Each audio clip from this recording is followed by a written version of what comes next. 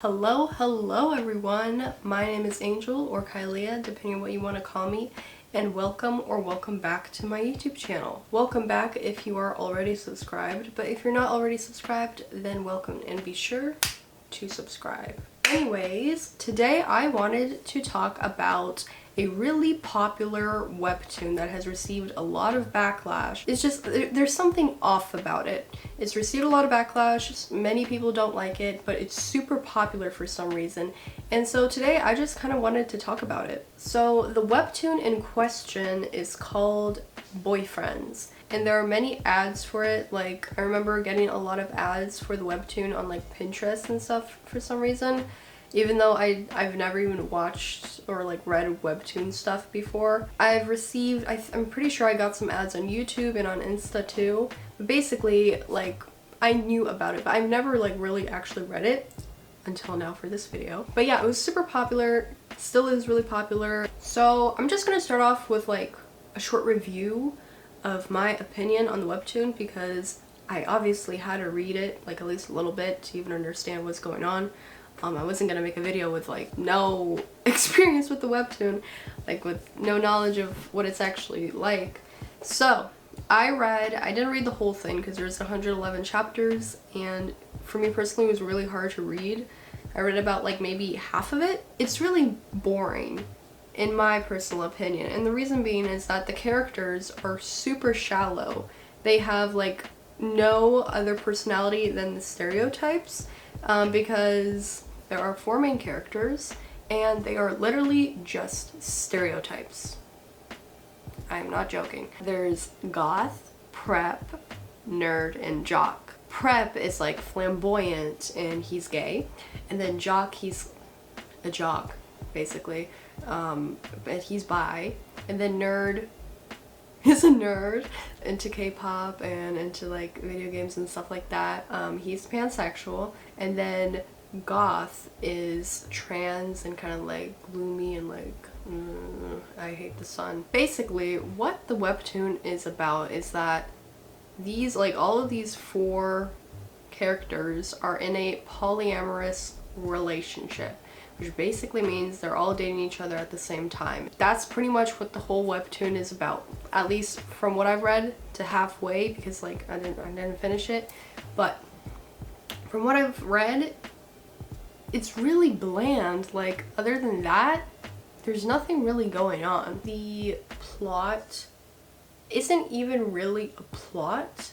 Like, I mean, there is one plot that they're all in a relationship, but when it comes to like the characters hanging out and stuff like that, it's nothing really complex. It's nothing like an actual interesting story. It's more like random little ships. Like, oh, today emo and prep went out while jock and nerd hung out there.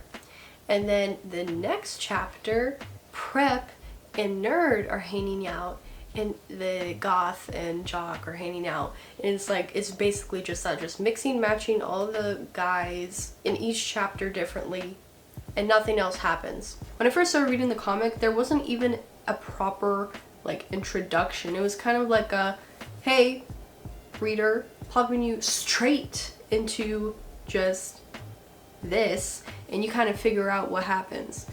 So the beginning was really rushed because the author like obviously needed all the characters to somehow eventually date, because that's like the whole point of the comic. And that's also part of why so many people give this webtoon a lot of backlash. Many people feel like this webtoon actually fetishizes gay men and gay relationships or poly relationships. I am not a gay man, so I am not the one to say whether or not this is fetishization, because I'm not the one like affected by the webtoon. It's not my sexuality that's being used as content.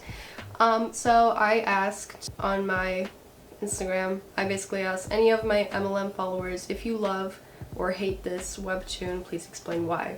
And many have responded saying that the reason why they hate this webtoon so much is because it portrays gay people in a really shallow and really just fetishizing way. And the reason being, like, why that's the conclusion is because of how just the only thing that really goes on are the romantic scenes, the sexual scenes, which, I mean, it's fine once in a while, but it's just so clear that in this webtoon, I'd say 75% of the time in this webtoon, the characters are being like intimate with each other. And because there is no deeper plot to balance it out, to balance out the intimacy between the characters, it does just kind of seem like fetishization. Like I can see where people are coming from and why they think it's fetishization. That being said, the author themselves are transmasc, and I don't know if you can really fetishize your own like gender or sexuality, but let's just say this: if I hadn't known that the author was queer and someone said, hey, a non-gay person made this, I would have fully believed it. It looks like how straight people imagine gay people being like, and gay people don't like this webtoon because it's like almost like confirmation that this is how gay people act when it's not. Basically, many gay men don't like this webtoon because they don't want to be put in the same box as these characters. They don't want to be like associated with these characters, or like the way these characters act with each other, or how gay relationships are always like. Now, that's not to say those stereotypes don't exist that were in the webtoon. Like, I mean, I'm sure there are relationships like that, and there's nothing like wrong with it, but having the webtoon be so popular, I can see why many people are upset by it being so popular when it's not like actual, like accurate representation of the complexity of an actual, genuine, real life relationship. Many people feel like the webtoon was created for non-gay people, specifically straight women who like romanticize and fetishize gay relationships, because gay people cannot, well, at least most gay people cannot relate to the relationship portrayed in that webtoon. So it just feels really off. That's not the only reason why people don't like this webtoon. Another reason is that the author themselves is very problematic. He has done some really problematic things in the past before, like making art they shouldn't have, such as BTS, NSFW, smut fanfics, which is really gross and disrespectful and crosses many boundaries. Not only that, but Ref Rainbow has also drawn CP art, basically NSFW art of a minor. In this case, it was a video game character named Venti. They say he's like 2,600 years old, but Venti occupies a body of pretty much a 15-year-old child, and to make inappropriate art of that is just like really gross. Another thing that they have done is say the N-word while being not black. The artist has apologized for both of those things, but some people are still mad, some have forgiven. That's just something to know. So I was wondering, well, why is this webtoon so popular then? And there are a few reasons that I have thought of as to why it's so popular, and the biggest reason is that it's so simple. It is really, really simple.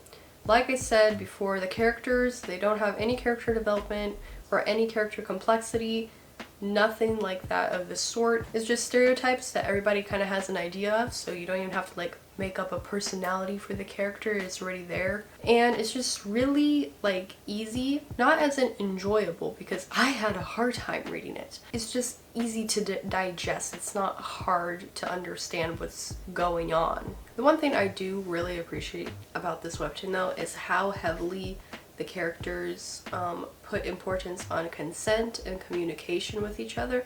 I think that's pretty sweet. That doesn't change the fact that it's still cringy as hell though. Like, oh my gosh. And especially the animated version. Oof. I sit in my bed in fetal position, rocking myself back and forth, saying the voices, and the voices in my head are the ones from the boyfriend's webtoon, the animated version. When I say stereotypes, like even their voices in the animated version are stereotypes. Like nerd literally sounds like get out. So my final conclusion is, I personally did not enjoy it. I can see why people think it's fetishization. The author is pretty problematic. Just overall, it's kind of a bit of a mess, but a very pastel and pretty one.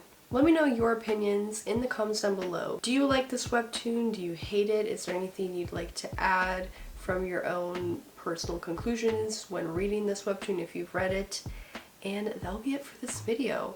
If you enjoyed it, please be sure to give it a like and subscribe. If you didn't enjoy it, do the exact same thing, and I'll see you next time.